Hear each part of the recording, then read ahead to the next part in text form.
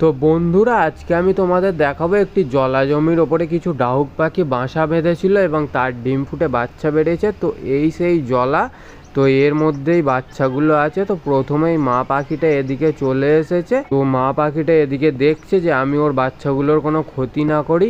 আমি ওর বাচ্চাগুলোর কোনো ক্ষতি না করেই আপনাদেরকে দেখাবো যে বাচ্চাগুলো কি অবস্থায় আছে। তো প্রথমেই দেখুন, এখানে একটা বাচ্চা আমি দেখতে পেয়েছি। তো বাচ্চাটিকে হাতের মধ্যে ধরে আমি তুলে নেবো। তো দেখুন, এখানে একটা বাচ্চা আমার হাতের মধ্যে আছে, কত সুন্দর কিউট ছোট্ট বাচ্চা। তো আর একটা বাচ্চা আমি মাঝখান থেকে পেয়ে গেছি। তো দুটো বাচ্চাকে আমি জলের ওপরে ছেড়ে দিলাম।